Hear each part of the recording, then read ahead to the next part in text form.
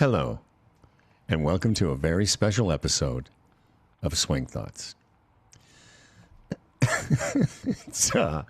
It's become apparent that after 10 plus years, we can no longer use the Sultans of Swing as our theme song. Tim, do you want to explain why? It's because we're bad people. We're terrible people. Yes, we've taken this music, this majestic music, and we've abused it, exploited it for our own gain. The only thing is that we don't gain anything on this show. There's zero gain. We got no gain, nothing. Jerry. Like, we have not exploited anybody, Mr. Spotify person, manager, hall monitor. Yeah. You. We've been having the same problem. I can't remember because I know that Fred and I talked about it on the Humble and Fred show quite a bit about our shows being pulled off Spotify. And did we address it somewhat here? Well, all I remember is we used somebody among our STDs had a birthday, and you played the Beatles' birthday song, and that got pulled from YouTube, but I don't know, Spotify, I don't know. But so there is an issue there. There is. Why don't we bring in our producer, Nicholas? And Nick was just giving us an update here. You were saying that the last episode that Spotify allowed was somewhere in March? Yeah, March 27th was the last time we had a actual podcast on Spotify. So really? Yeah, so in all our Instagram posts, YouTube posts, I've had to just put, you follow us on Apple Podcast because so we did talk about this a little bit. We touched on it. Thanks, Nick. We touched on it a little bit, I think, in the last couple of weeks. So what we decided to do is we're gonna just, you know what? We can't fight Spotify. We can't. We got Neil Young did. I know, but you know what? The thing is, we got no juice. We're juiceless. He owns a ranch and stuff. So. Yeah. You know, Trump's always talking about how they hold all the cards. We got no cards. We're not holding cards. We don't even own cards when it comes to this. When did world politics and podcasting become a card game? But exactly. So you will no longer hear the familiar, there's everything in the park, there's a rain in the zone. You won't hear any of that. We thought let's just take that in, folks, because I let off a big sigh there. So let's give people space to mourn that we're no longer. Oh, I see what you're saying. Yeah, let's just not rush. Okay, fine. So let's be sensitive about this. No, you're right. You know what? You were often right, and now you are right again. We shouldn't be so callous. So you'll no longer hear. If you want to hear Sultans of Swing, play it yourself. There you go. There you go. So I have a couple of. This is literally a category. I got this category off the social internet. Is that what they call it? The social internet? I don't know. Yeah, I think it's the information highway. It's super highway. So this is called royalty-free generic. It's so dumb. This is so dumb. Music. This is going to be music to shop by. Music exactly. So music. So there's no silence when you're in an elevator with another person. Well, there are different categories. A lot of the ones that are on this list are very background oriented, but this is from royalty-free generic audio tracks. So we were auditioning a bit of some of this before. So here, this could be our new theme.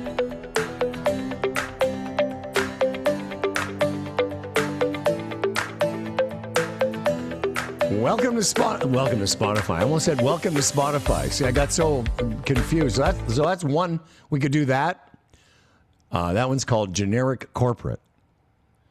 By the way, this is the longest we've ever done. So aptly named. Exactly. Aptly named. And I know for you STDs, this is the longest we've ever gone on any of our 300 plus podcasts without mentioning the game that we're supposed to be talking about. We're going to get to it. What about this? Nope. How about this? No, that's for Buffalo News.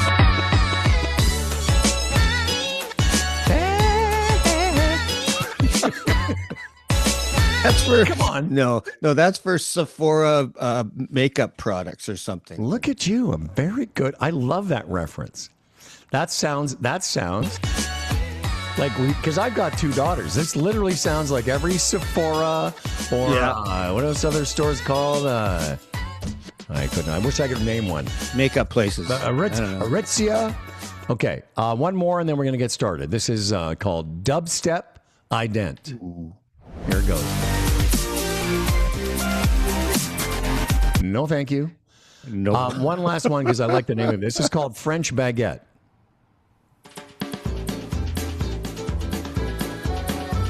I don't mind that. I don't. Oh, hello, got ladies and potential. gentlemen, and welcome to Swing Thoughts. Would you like a cab sauv with that? It pairs very nicely with your prime rib. Would you like a latte? Okay. Okay, one more, and then we'll get started. I promise. This is a great example of we have no guests and we have no idea what we're going to talk about today. Well, actually, I do. Yeah, I know you do. I've got something. PGA and all that kind of good stuff. Oh, and I've got another personal anecdote from the. I know it's pronounced annals, but I like to say anals. Oh, I thought you were gonna play a Rory McIlroy clip. Oh, I'd love to do that. If I could find that same clip, I would play it every show this year. I have a personal story, another story from the annals of Golf Spiritual Leader, and I will get to it. But first, one last audition for our new theme music.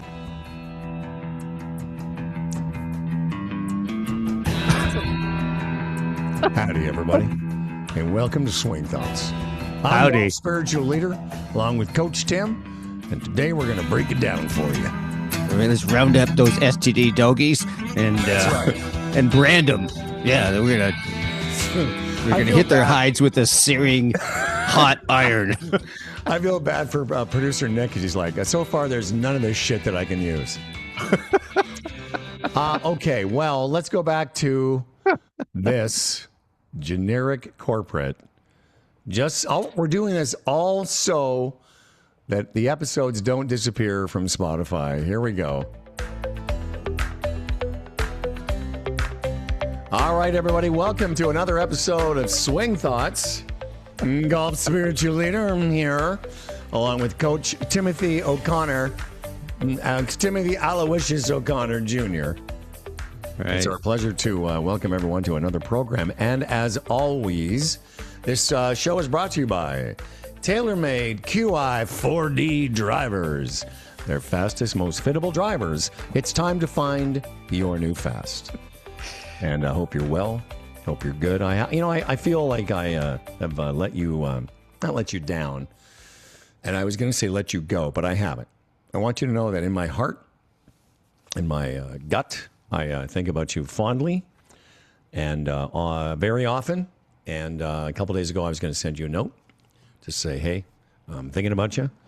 And Thank so you. here I am telling you in person, I'm thinking about you. Thank you. Appreciate that. Yeah. Appreciate you. So we're doing okay, shall we say? And so those of you who don't know, this is all about, I lost my son Corey over it's 2.5 months now, and so it's a weird journey, this thing. And so thankfully we have good people like Howard who check in on us, and so like kind of my generic comment about how we're doing and is that we're doing okay. And so thank you. Although Can I ask you a stupid question? Ask away. There are no stupid questions, of course. Well, people say that, but there are. I've been in meetings, and I used to sit in meetings with a lot of consultants. Yes, there are stupid And I questions. remember one guy in particular was trying to tell Fred and I how to do the show, and we were having lunch with him in between sessions of him telling us how shitty we were. And he was kind of a big man, like one of those guys whose guts started his sternum. So after spending the morning with this Yahoo from Seattle telling us how we could be much better, then we all go out for lunch. There's about 6 or 7 of us, and all his food kept cascading onto his shirt and his fat gut. And I thought, I can't listen to that guy. And I don't know. I know that wasn't part of the stupid question part, but it always makes me think of him. I have a question. Why can't your food go into your mouth? Anyway. I'm going to get to the GSL story, but I wanted to start with something that relates to what you were just talking about, in that you're just doing okay. Because whenever I I really, the last couple of months, watching you go through this, whatever it is you're going through, one of the things I tell people when they ask me how you're doing, and I say, Tim has really helped me understand and put into context, really, the best part of religion. And it really has shown me a different side of religion where, I see that it's been good for you as a community in support of you and Sandy and Sean. And, I mean that. I really have. I've seen the best of it, what I'd like to say, Oh, interesting. Cool. Thank you for that. So on that subject, Rory this is the week of the PGA. We're recording this on Wednesday, the 18th of May, or 13th of May. So the PGA Championship starts tomorrow. So Rory McIlroy, doing some press, is asked about why Scottie Scheffler has become so dominant and the world number one. And Rory, that's famously is the one that told Scheffler to use that mallet-style putter. Oh, the Spider, yeah. The Spider, yeah. The TaylorMade Spider. TaylorMade Spider. So Rory was asked about why is Scottie so good? And you can comment. I'll read it, and then I want to hear your thoughts. Rory says, I think it's Scottie's relentlessness. He added, the comfort in which he does the same things over and over. And let me just pause. Unlike most amateurs, just keep going from one thought to another. And he says it's the comfort in which Scottie does the same things over and over again. It's the little things. It's not flashy, but he dots his I's and crosses his T's and does all the right things. I think it's that relentless pursuit of the process and not just letting the outcome happen. And he finishes it by saying, and I've read this, he said this before. He said, I've said it again. I think his faith, I think his faith has a big part to do with how comfortable he is doing that because he accepts whatever happens, whatever comes his way, and he moves on. There's not a lot of volatility in his life and in his game, and I think that sets him up so well for the future. So there's a lot in there. There's some golf talk, some process, and doing the little things we can discuss. But I wanted to get your thoughts on the end of that, which is faith. Right. So, there's a lot in there. So the faith piece, I've heard Scottie Scheffler say that in order, his priorities are faith, family, golf. And so to me, and there's a groundedness there. And actually, I wrote about this in my. I felt with the new theme music we have, I feel that I've been incentivized to shamelessly promote my book, Getting Unstuck, which I released September 24. But in the book, I talk about how players like Bruce Litsky, Jordan Spieth, and Scottie Scheffler are what I call grounded, and that is their priorities. What's really important to them are family and faith. Not everybody faith, but so that when they always know that they have this solid ground underneath them.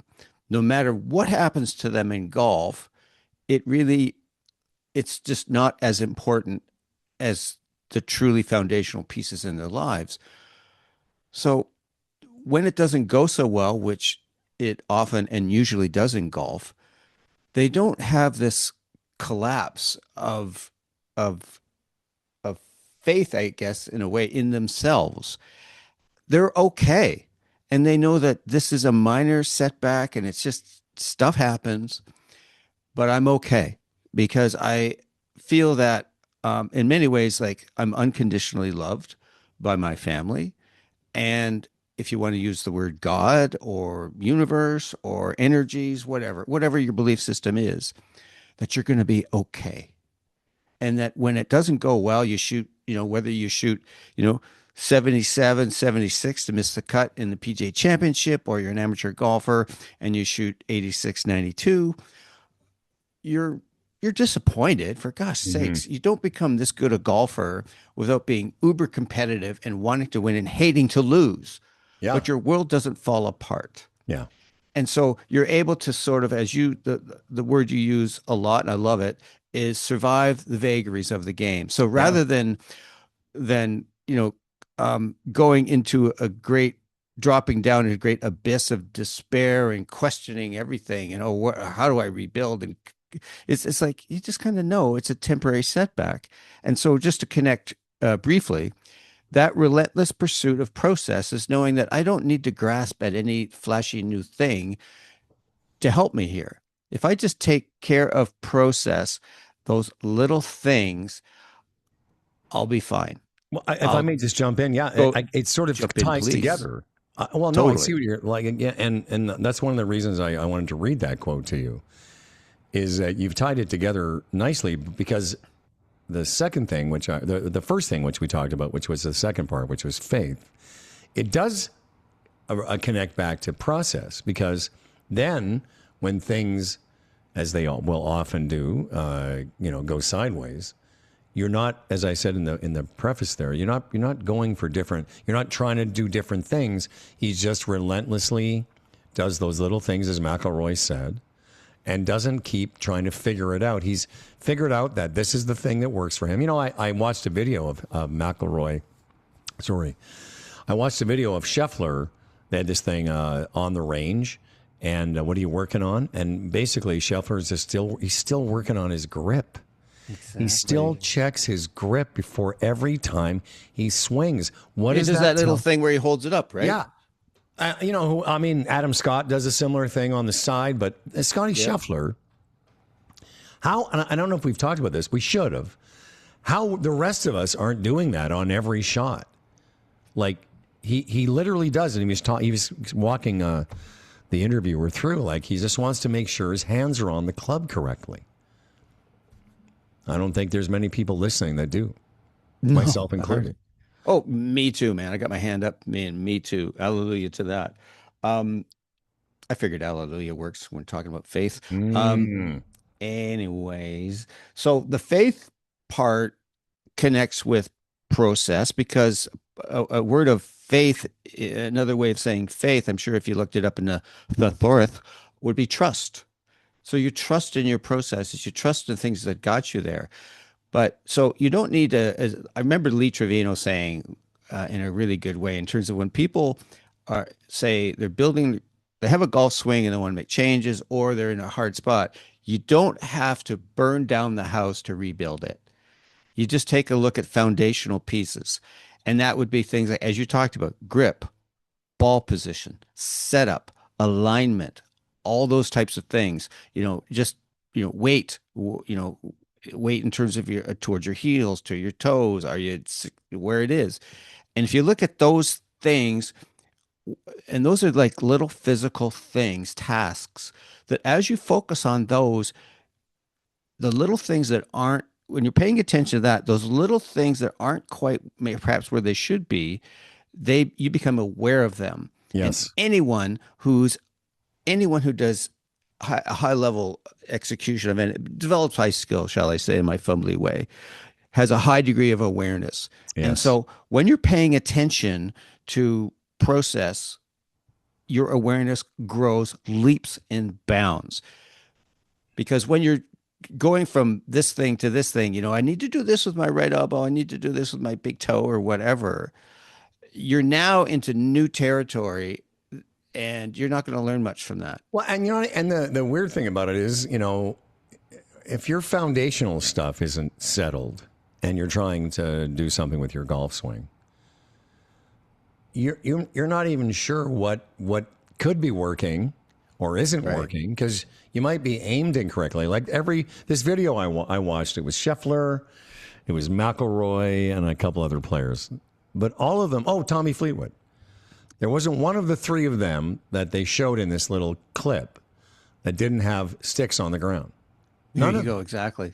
And I'm gonna go play men's night today after this show. And beside me, there's 160 guys, and beside me, there might be a handful, and I mean 5 or 6, that have any kind of alignment help. And I do it because I'm never sure. I want to be sure before I go play, am I aimed correctly? Of the many things that I like to check off, that's one of them. That's a pretty big one. Is the ball in the right spot? Like these things are pretty boring versus like watching a YouTube video or something on Instagram that says, I can get you 15 extra yards if you do this thing. And it might be true. But if you're like one of the things that one of the guys I just mentioned, I can't remember which one, I think it was McElroy said, oh, yeah, he said last week at Quail Hollow, he felt he was aligned a little bit too far to the left. So he was just going back to the basics. Totally. So to your point about all those different things that, a golfer can do before you play, making sure all the fundamentals are somewhat correct, the best you can, the grip, all that stuff. Let me just read something to you about how consistent Scottie Scheffler has been. This is for 2026, where I think he's only won once, but he's finished second like a thousand times. Exactly. In terms of his numbers, Scheffler's stats for 2026 reflect his consistency of process. And that's kind of what we're talking about. Scheffler is number one in greens and regulation at 71%. 71%. Wow. He is the fourth best on tour in terms of scrambling. So if he makes his average is 14 greens or 15 greens, but he's number one in he's number 4 in scrambling on the ones he doesn't hit. And this is why he's so good. His putting average is second best on tour. So all of those things relate to consistency. And you can't be consistent, which is the thing that I know you've taught a bunch of people, and I've consulted with a bunch of golfers, and what is the first thing everyone says? I want to be more consistent. Exactly. But if you're not consistent of process, how will you ever get consistency in your golf game?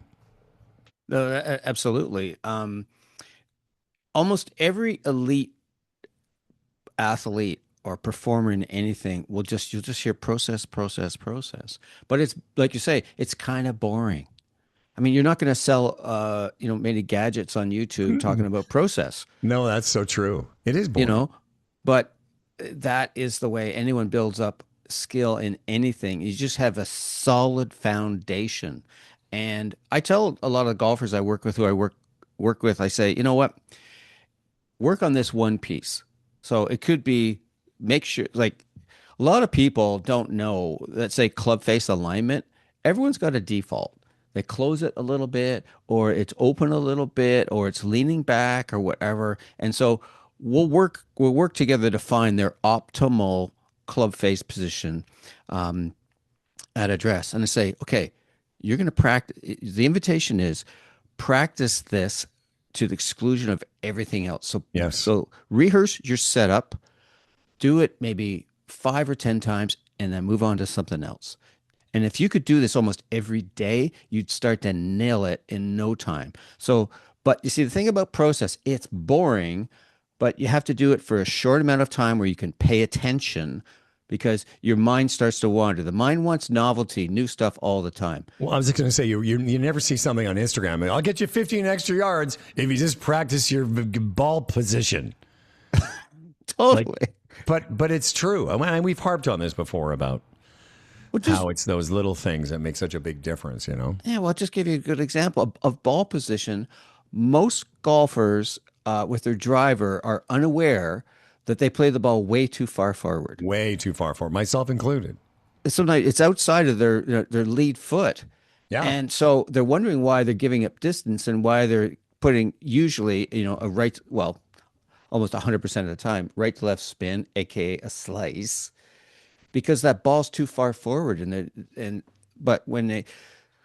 But that's what they're used to. And that's what the thing is. You have to work very doggedly in terms of taking care of these foundational pieces. And those are the pieces that sometimes make people go, what? Really? Yeah. This feels so awkward. Well, there's a theory of productivity. You may have heard it. You probably have. You're pretty well read. It's called do the hard things first. Totally. Yep.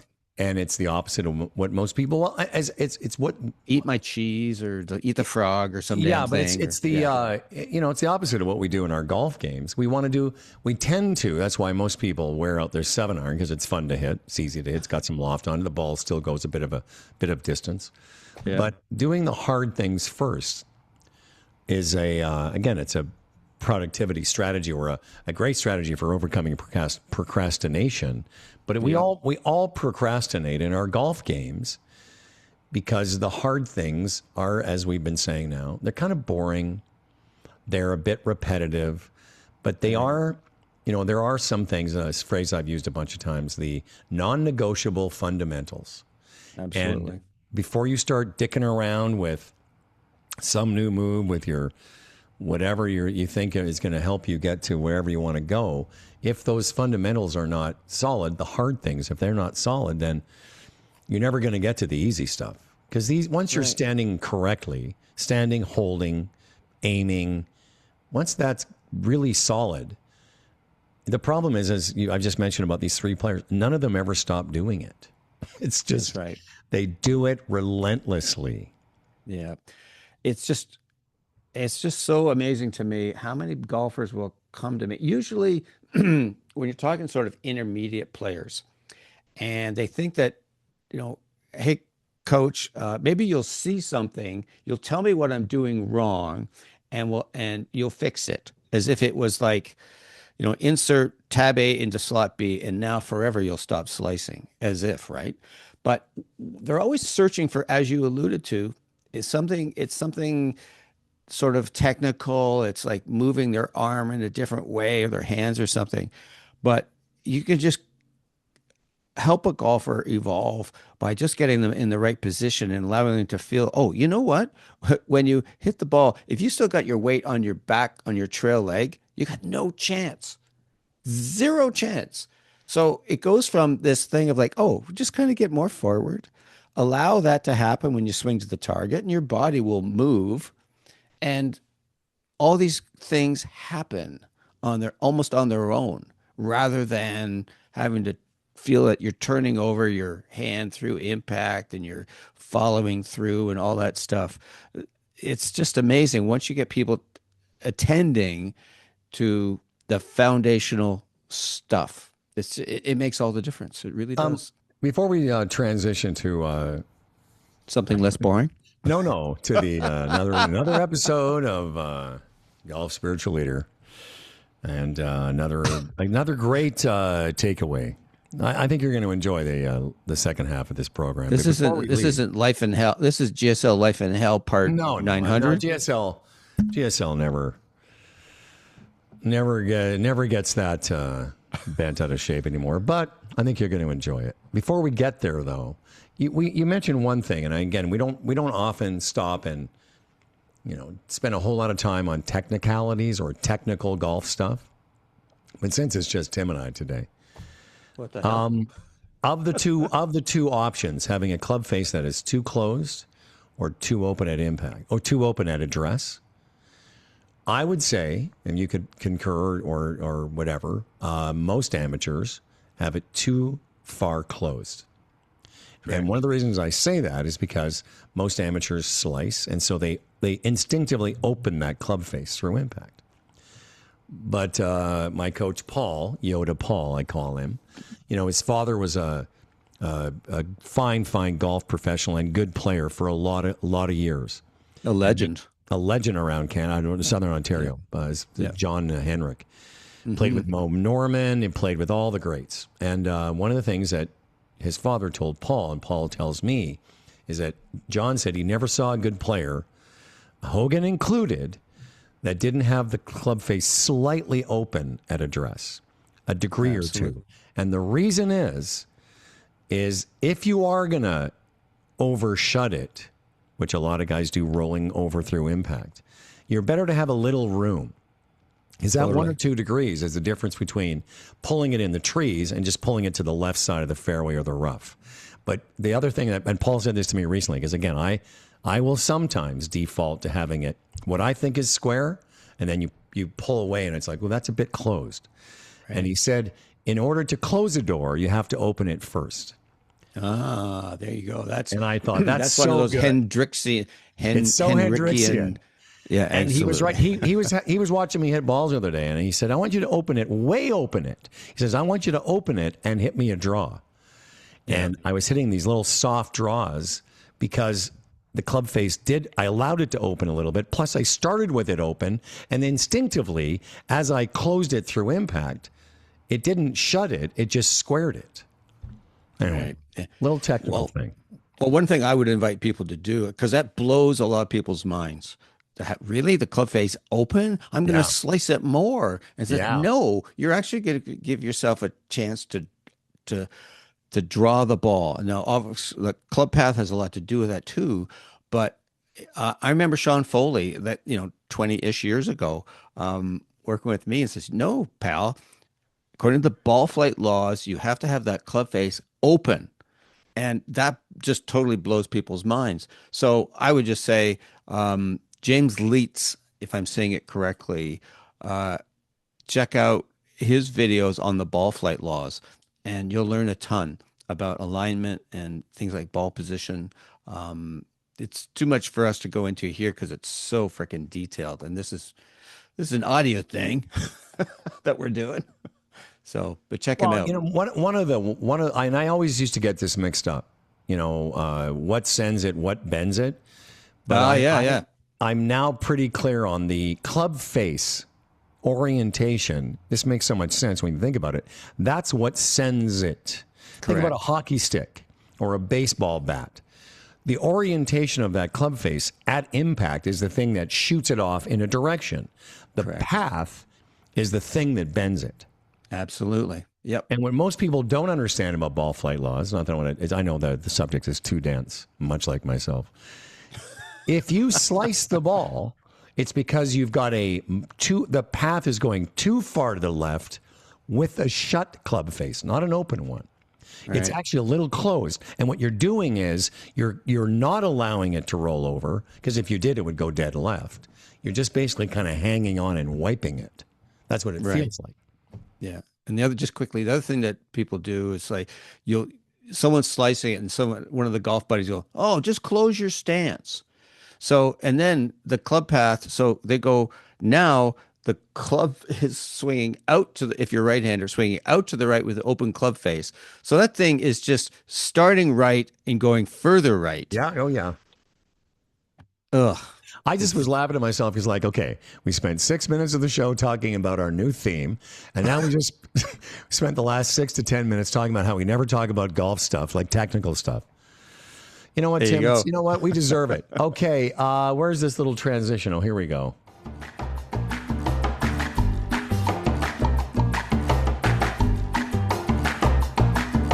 Well, friends and neighbors. I dig that music. It's a little quirky. Kind of have got a 60s little vibe on it. Yeah, it's almost like we should have go-go dancers, if that were still white boots, everything. Exactly. If that were still culturally appropriate. Yes, and guys with bongo drums. Yes, exactly. Some of your older STDs will remember this is almost like the laugh-in vibe, Remember the show? Oh, of course. Very interesting. I don't know your religious background. Maybe you weren't allowed to watch TV. I have no idea what you people are up to. We watch TV. Thanks. I don't know. Listen. Yeah, it wasn't like that, man. It wasn't. See, the Jews were making the television, and the Catholics were watching the television. That's right. Well, so, I want to tell you the situation. I'm going to then get some comments, and then I'll explain to you what I learned again on a golf course on Monday. Very briefly, I'll make this as quick as up. And please interrupt me, interject with questions, comments, concerns. I will start by saying GSL was fine. But I had a GSL, that's me. I had a qualifier on Monday. Oh, yes. Ontario match play, right? Ontario match play. There you go. And it was not the day I wanted, but I will say this. It was a great day. In terms of the environment I was in terms of my state management, pretty good, very good, actually. There wasn't one moment during this round of golf that you would have seen me and thought that I wasn't having a great time. So lots of wins. Spoiler alert again, I did not qualify. And where's our music? Where's our music? Or where's the sound effect of on that? Was sad. Let's see if there's just sad music here. Hang on.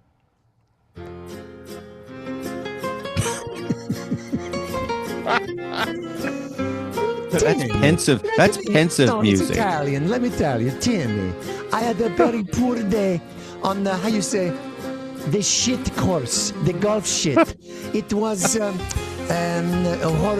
How do you say? Horrible is no malo is no good. Sin, it was without joy. No, actually. Was it with fun? Yeah. I just think of words like fangul and. It was fangul. It was not. It was not my best golf.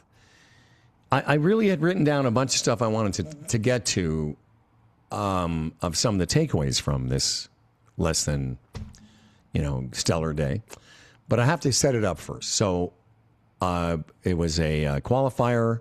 There was 35 or 40 guys at the event, and I read somewhere before I went to the event that there was going to be 11 spots. I want to put this into the story because part of this theme is about my lack of awareness and being present, including the fact that if I had remembered that 11 spots were going to be available at this qualifier and only 35 guys.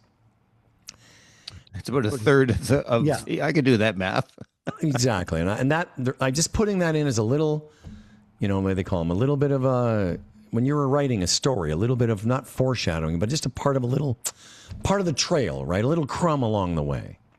Yeah, a little context, help you. A little context. And it's important because, it was one of those days where I felt fine. I felt pretty good. I was the first off at 7:30. It was pretty cold. I was wearing 3 layers up top, long johns and pants, mittens on my hands, and I decided to walk. Another thing I wanted to just sprinkle in there. I was walking, and I was paired with a very good player, and the two of us were just a twosome, and he was riding.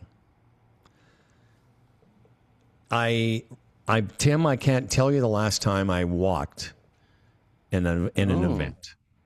Oh, okay. I mean, to be honest, in these events, these provincial, national events, a lot of the big invitationals, nobody's walking. You might see once in a while, but it's an anomaly. But for some reason, I thought to myself, well, I like to walk, and I knew we were the first off. So I knew the round was going to be quick anyway. And I thought, well, also to stay warm, I thought, walking will keep me warm. That's the piece that I thought, yeah. And so, again, I warmed up nicely. The range was open. It was cold, but I got a couple good swings in. And started the round. I just smashed my drive in the first hole. I hit a really good drive. Topped my second shot. No big deal. I topped a 3-wood. I went down to I had 70 yards to the green. Hit the green. 3-putted. And no big deal. 3-putted, made a bogey. Now, I'm not going to take you through the whole round. I'll just say the first 8 holes, I was 2 over par. Nice. You're right there. Yeah. You're right there. Good, feeling pretty good. Right there. Yeah. And golfing my ball. I was not hitting my irons very well, but I was never in trouble off the tee, and I had all kinds of 9 irons and 7 irons and 8 irons to greens, and just couldn't. They were just poorly hit, but they left me in places where I could get up and down. In fact, I got up and down 3 holes in a row, 4, 5, 6. Sweet. Got up and down. 7, I hit this beautiful shot into about 6 feet, missed the putt. Hit the green on 8. And then on 9, I made a double bogey, and I shot 4 over on the front 9. Getting back to the idea that there's 11 guys going to qualify. I've been doing this since I was in my mid-30s, and one of the things, I've done some coaching. What is this qualifying. You're doing? Okay, great. I've been doing these tournament qualifiers since I was in my mid-30s, and when I've done coaching with some guys, which I have, I always say the same thing, and I just didn't remember this part, which is you're never out of it. You never know what the score is going to be, so you just keep grinding. Now, I didn't feel bad about being 4 over, but I think I would have been happier being 2 over, but I made a bad swing on 9. I made a double bogey, and I 3-putted that green. And then for the next 8 or 9 holes, I never made a par. I made nothing but bogeys and double bogeys. For the round, I finished the last 2 holes. I parred them, 17 and 18. And I shot 40 on the front 9 and 45 on the back nine. I 3-putted 5 times, and I only made 2 swings off the tee that got me in trouble. 2 swings. So I was never really in trouble. Oof. So my best part, and I'll finish by saying, the best part of my golf game by far, is my iron play. You ask anybody that plays with me. I don't really think about it because I'm just one of those guys who hits a lot of greens in regulation. You know, you were talking about, I was talking about Scheffler at 70%. I don't know if I'm close to 70%, but on an average round of golf, I hit 12 greens in regulation. A poor round of golf, I'll hit 9 or 10. A really good round, I'll hit 4. A week ago, I hit 15 greens. And I did a qualifier for our Senior Ryder Cup and shot 74. I hit 15 greens in regulation. So when I tell you it was a weird round on 10, 11, 12, I'm in the fairway. I've got 9 iron. I've got 8 iron in my hand, and I make bogeys. On one of those holes, I made a bad chip, and I made a 3-putt, made a double bogey. So all of this was going on, and I got finished the round, and I was like, that's too bad. Yeah, that's disappointing. There's no getting around. I was disappointed. Yeah. But I was fine. You know, I went to the pro shop. I had to drop off something for a friend. I registered for another tournament that I'm playing there in a couple of weeks. And I drove home. You know, I was fine, but I was sort of thinking, like, what just happened? Mm-hmm. Why did that happen? And then I was, you know, when I got home, I checked the website, and 78 was tied for the cut. So at that time, it showed 6 players at 78 or better. The lowest round was only 77. And it stayed the lowest round for the day. So it wasn't an easy day to score. No. And I was fine. I went, okay, well, I shot 85, and that's, you know, 7 shots away from making the cut. So it was just one of those days. And then a little bit later, they printed all the scores, and they included the fact that there was now 11 spots, and 83 got in. Ouch. Ouch. Oh, yeah. So that stung. Well, what made it worse didn't make it better. No, funny. Totally. It didn't. Yeah, the fact that I missed it by 2, you know, just think about what you've heard so far. 5 3-putts. Yeah. Couple of loose swings. So, what did I learn on that day? Well, first of all, what are your thoughts? And then I'll tell you my takeaways. Well, there's something happened there that you were unable to access what you already have. Yes. Okay, we've said this, things we've said before on this show is you didn't forget how to swing between the time you went from the 9th green to the 10th tee. Something perhaps shifted there in terms of your ability to access what you've already got. Like you said, you're a very solid iron player. Well, when we say something happened, it wasn't that, you know, suddenly you weren't compressing the ball in the right spot, or you somehow neglected to turn your hips or some damn thing. It's usually that something's happened in terms of like your mindset, emotional sort of neutrality versus volatility, up and down, attention to process. Something's gone on there. So that's my general observation. Something's happened there, but I haven't learned that much because that's usually what's happened. So to me, I can ask you, was there a time when maybe after you made that double in which you shot 40, like what was your thought process? What was your thinking? Did you feel a physical that's a great question, because mental shift? Because I've learned, I learned this a long time ago. The fact that you're in a qualifier, you're never out of it. It's never over. You really never know what the score is going to be.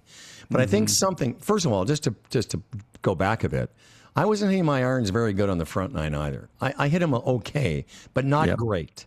I just I was getting up and down, and even though I 3-putted a couple of times, I 3-putted 3 more times. Like 3-putting a couple of times is one thing, but 5 times, part of that is... And you're a good putter.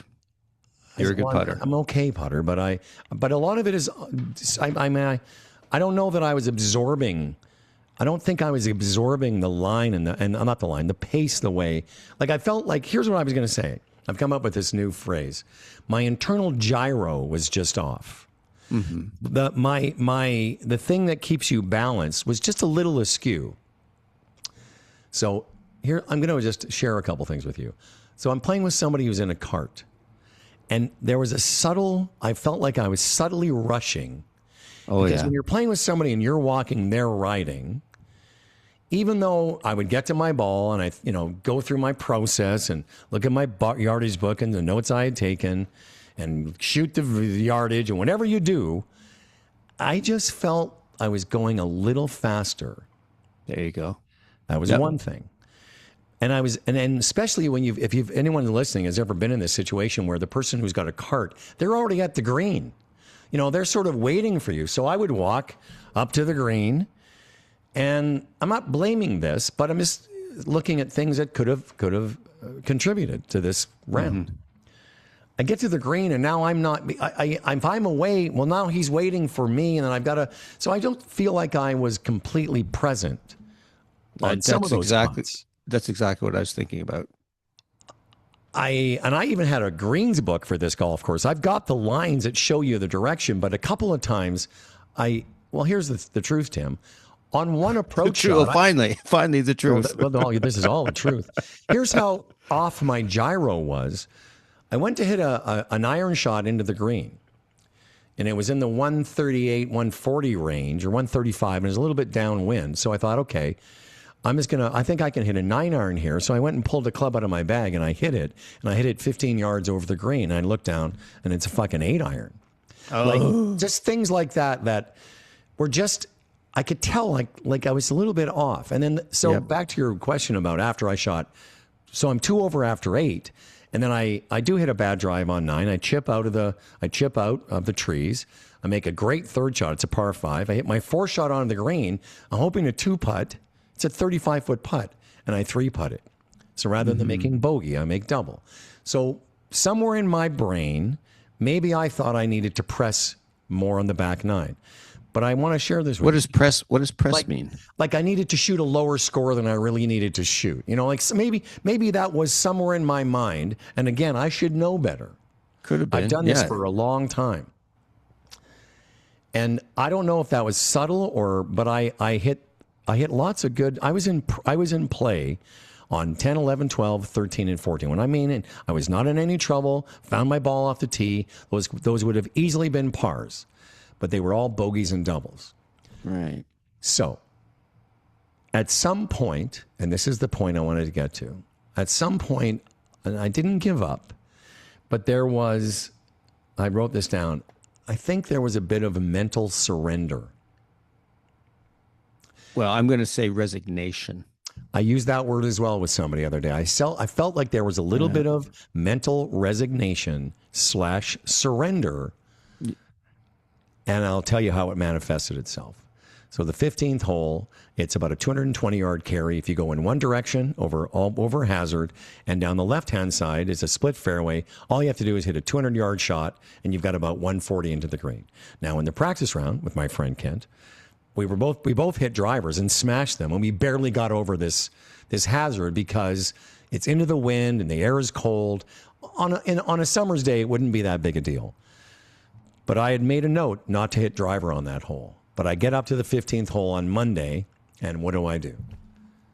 I pull driver, not in an angry way, but in a sort of in a act of resignation manifested. I thought, I'll just hit driver because, at this point I couldn't have told you how many over I was. I would get that. I had no idea how many over I was, but I can tell you looking back, I was 10 over par at that point. Yeah. And had I done what I planned to do, which was hit it down the left-hand side and make a par, I would have made the cut. This is a lesson. This is a great lesson for people. So I hit the fucking driver. Of course, I hit it in the hazard. I get I take a drop before the hazard. I get my 4th shot on the green. I 2-putt for 6. I bogey the next hole. Now I'm 13 over par. I par the last 2, and I miss it by 2. If I had just done what I had planned to do, my process, my routine, I could have gone par, bogey, par, par, and still made the cut in this tournament. So when I found out that the cut was 83 and not 78, this is what came pouring back to me, which is through all the chaos, I still could have, if I had just been present in that moment and said, there's no reason to hit driver on that hole, except for, not in a pouty way, but internally, there was definitely resignation. Like, what does it matter? Yeah. So, okay, cool stuff. So when we're resigned, it's almost like we're resigned to our fate, as if it's been predetermined by, the golf gods, the power that be, et cetera. It's out of our control, but it's actually not.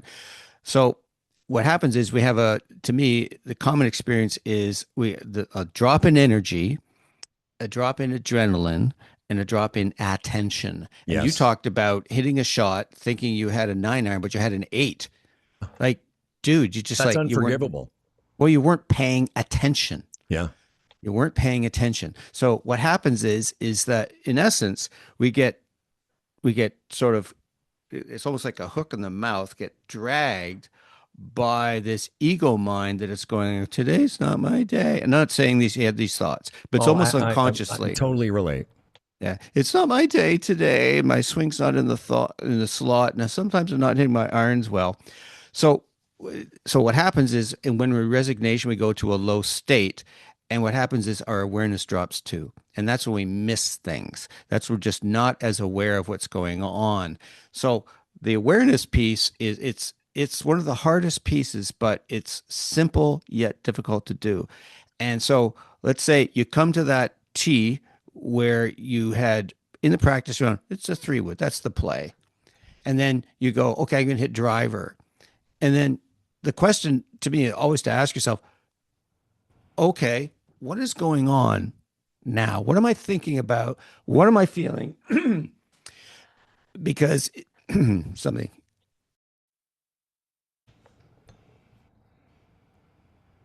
You have to turn it back on now. Yeah, clear the throat. There you go. Is to ask yourself, what am I actually doing here? Mm-hmm. And sometimes it just takes, taking a breath, just connecting with your body, and you go, oh, why am I doing that? Since the driver's not the play. So put that back. Go with the 3-wood, because now you're coming at it from a little bit more of a place of alertness. You have a bit more clarity of what's actually going on instead of defaulting to your old behavior. And where I'll go with this is, I remember last year, you and Kent had played in a scramble and made back-to-back doubles. Yeah, we were playing in a tournament, back-to-back doubles. Yes. Yeah, and you were like, "How does this happen?" And I remember, like you said, that Kent had hit a drive, I think OB on some hole, and then you pulled out driver and you hit it like way right or something like that, or you did it. So that was a lack of awareness that. Oh, and even I think that was a short hole that okay, he hit driver. So what do we need to do? We need to get the ball in play. Exactly. That's it. So instead of hitting driver, you could hit, hybrid, 5-iron, whatever. So but awareness is the key. Exactly. Yeah, you're just not aware of what's happening. And so it's not about forgetting how to play golf. It's just paying attention to what's going on. So comments, please. Well, as I started this diatribe by saying it was a beautiful day. It was a screed, I think. No, I'm kidding, but it was a diascreed. It was a beautiful day. I felt grateful to be there. Mm-hmm. I could tell you that I even though I never displayed anything but a neutral, you're a good boy. You're a good boy. No, but I also, I was neutral to positive because a couple times I did hit some pretty cool shots. And I said to my partner, Jeff, I said, that was a great shot. I hit this one little semi-half flop to a tight pin and hit it to about 6 feet. Like, here's the thing. It was also one of those rounds where there was just nothing pushing me forward. Like I was I was getting up and down and I was showing some good touch around the greens. But every time there was a chance where, like when I say I've 3-putted 5 times, now a couple of those were impossibly long. They were 50, 60 footers. But But I had a couple of 35 footers where I hit it 6 feet by and just lipped the putt coming back. And I had about 4 or 5 times. A couple of those were 3 putts. But that up and down, this great flop shot I hit, I lipped out that 6-footer to save the par. It was like it could have just, that kind of thing where you get a little bit of lift. On the 7th hole, I hit the fairway, hit the green, and I had another 6-footer. Would have been my first birdie of the day. And I got a horseshoe lip out. Oh. So I think the combination of that, because I will tell you this, and again, I should know better, but as I walked up to that green, I thought, hey, and I said to myself, that was a great shot. It was a well thought out shot, and I just executed nicely.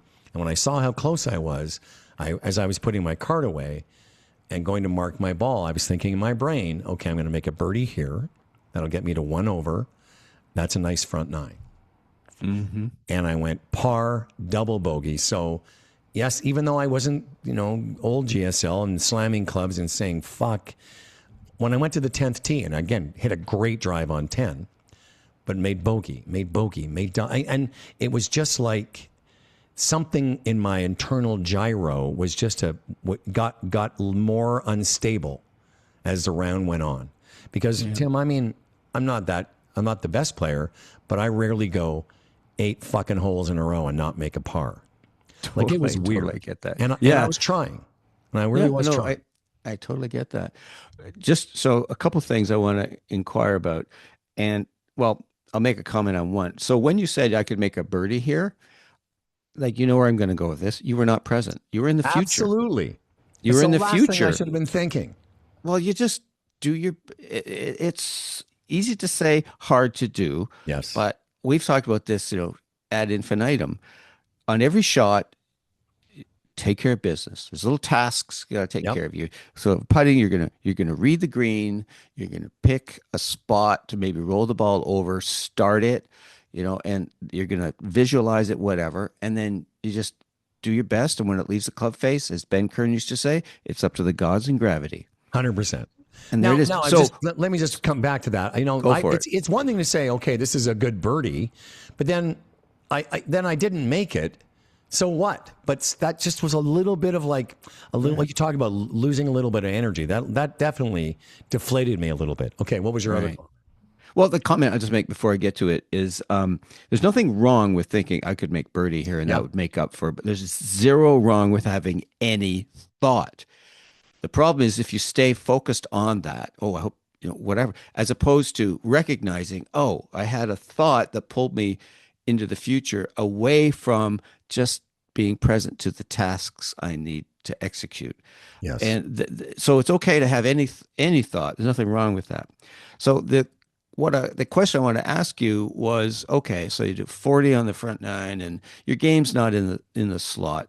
So were you trying to correct things in your swing as you swung, or were you trying to adapt? So let me just riff here. So let's say you're hitting your irons about maybe 5 yards shorter than usual, 5 to 7 yards shorter. And if you play with the usual draw, they're hanging out to the right. Were you trying to correct so you hit your little soft draw, or were you adapting to the hitting it shorter, leaving them out to the right thing? Because really, we can't change our swings or correct anything mid-round, but we can adapt. I want to tell you that one of the words I had written down in my little post-round journaling was that I didn't adapt. I was hitting everything wipey and to the right. We're talking about ball position earlier in the show. I played with you before. Yeah, I did not adapt. I know better. I know that I thought about this on the way home the next day, whenever it was. I gave this a good. My buddy Grant said it's okay to wallow. I said, yeah, I got a full-on wallowing going on right now. Like I gave this a good 12 to 24-hour wallow. But in the wallowing, I noticed that. I said, you know better. I could have the ball was too far forward in my stance.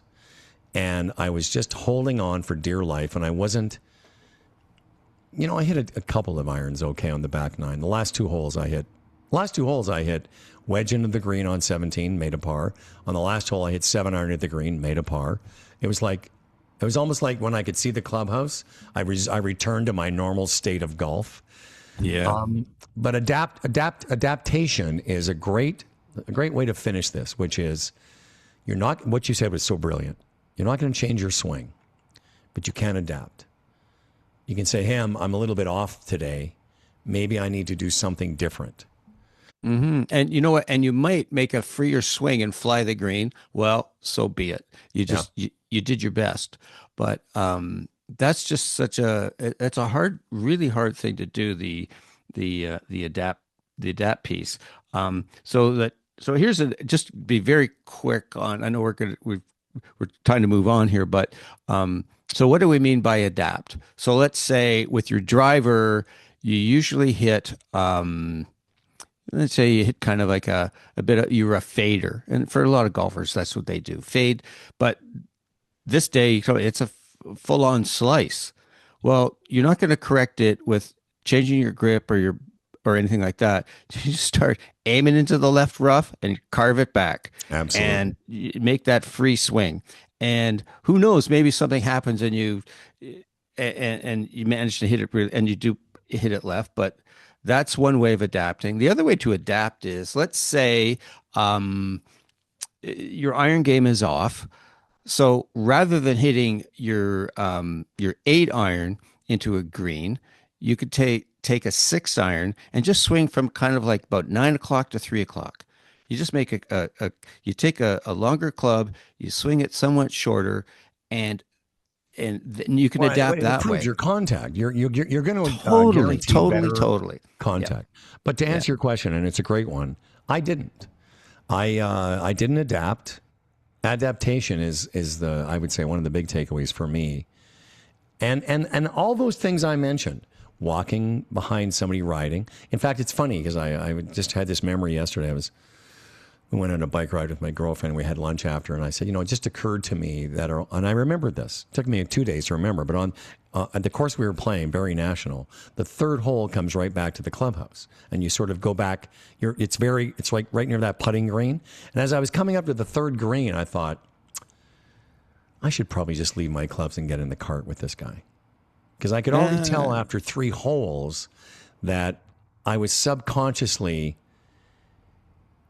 just getting quick because I had somebody literally in my peripheral waiting for me on every shot. Not that I care, but you do care. It's like somewhere. You do care, yes. If you're not a sociopath, you can't help but be aware. And I'm not. Yeah, exactly. I'm a lot of things. But, you can't help but have a bit of empathy and subconscious whatever. And I remember I said to her, honey, I just remember that now, that I had that thought walking up to the green that maybe I should just dump my little robot and ride. So there were lots of opportunities. A couple of once I realized I was off with my irons, I should have taken more club, but I didn't. I just needed to make 1 less double, 2 less 3 putts, a couple more greens. And again, as I said to you in this essay, I know better. I never in my wildest dreams would have thought 83 would have made it until I realized there's 11 spots. Yeah. There's 35 guys. 11 guys aren't going to shoot 75. 11 guys, there's going to be a range of totally. And when I saw the lowest round was 77, now you got a range of 11 guys. Like if you had told me at the beginning of the round that I just needed to shoot 83, I'm sure I would have had a different mindset after shooting 40 on the front 9. You've been so much more relaxed. So so to paraphrase our good friend Carl Morris, there's what we know and there's what we do. And so one of the key subjects in Tim O'Connor's book, Getting Unstuck. Oh, I've heard of that. Yeah, I've heard of that too. Yes. It's our behaviors that keep us stuck, if you will. Yes. And so one of your behaviors, if you will, and this could be your homework, young man, is what are the behaviors that you could journal on this in all seriousness. What are the behaviors that you enter into when you get in similar situations in which you know what you're doing you know what you're supposed to do. My buddy hits it out of bounds when I'm playing in a scramble tournament. Well, I'm going to get it in play. That's right. But I don't. And I've already, in my practice round, I went, okay, this is a 3-wood hole, but I hit driver anyways. So I know. what are the behaviors that are going on? And so that will bring to light, this is what I tend to, this is the behavior I do. And that's in essence a default behavior. That's just what we do. So until we bring awareness to what's going on, we can't change it. It's in our blind spot. So that's the piece that is so difficult for everyone, whether it's, it's like, like when Sandy comes in, we're pretty good now, but a lot of times, so when Sandy was working, she's now sort of semi-retired, and I'm cooking dinner. And so I got dinner going and everything, and she'll come in and it just like, do you think those onions are burning? They're fine. So I lose awareness that, it's highly probable that Sandy, wanting things to be a certain way, it might make a comment, and that me being Mr. Control fucking freak, and I got everything. I got it handled. I'm good. I'm competent. I'm looking good. I got this handled. Okay, everyone. Don't you see how cool and competent I am? That I get threatened in that moment, and then I'll lash out at my darling loved one. So I'll tell you the truth. I'm loving where this has gone from golf to marriage counseling. I love this part. Well, that's that's why it's a way. But I've always said that not listening to your partner in the kitchen is way more dangerous than missing a slide or 3-foot putt. No, you're absolutely right. How about one last? How about this? Oh, this has potential. Yeah. This has potential. I like it. This has potential. Here we go. Like hear that drop? Yeah. Drop that beat. Well, let's keep this one in mind. I like this. I do. It kind of has a Jeff Beck, Stevie Ray Vaughan vibe. Yeah, it's got a little bit of a vibe. Got a funky vibe to it. Yeah. Thank you for your counsel. And just another chapter in the ongoing. You'd think I would know better by now. In case you've lost track, I will not be playing in the Ontario Senior Match Play. But congratulations to our friend Ken Osborne. Shot a nice 78. Ken got in. Kent. Played nicely. My buddy Tom Olazinski got in. Another buddy, Tom Nowak got in. Tommy, yes. Shooting 80. 80, and this team to shoot 80. 83. I can't even describe how much worse it is that 83 got in and I shot 85. Anyway, thanks again to everyone listening. Our STDs, we appreciate you. And, of course, we appreciate TaylorMade QI 4D drivers. That's TaylorMade's latest driver. In fact, I got the 3-wood as well. Ooh. Oh, yeah. It's no joke. It's their fastest, most fittable drivers yet. Is it time? Yes, it is. It's time to find your new fast. O'ConnorGolf.ca is where you find out more about Tim. And what's the name of that book again? I always forget. Getting Unstuck, 7 Transformational Practices for Golf Nerds. And this program is produced by Nicholas Frias. Frias, is it Frias? Am I ever going to get it right? You'll get it right. Frias. Frias, like free us. Yes, free exactly. Us. Free us. Hey, Nick, it took about year 5 for him to get, what's your URL of your website again? Nick, O'Connor or something? Nick, you've got to forgive me. I just shot 85. Tell us where we can tell everyone where they can get a hold of us. Yeah, Instagram and Twitter, it is swing_thoughts_podcast. And then our YouTube is Swing Thoughts 1. And then our brand new TikTok is Swing Thoughts 4. You're a good boy, Nicholas Frias. Thanks to everyone else. And, of course, this program also produced. Executive producers, humbleandfredradio.com. We'll see you next week.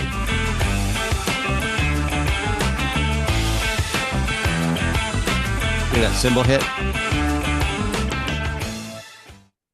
Oops. Stop recording. I like it.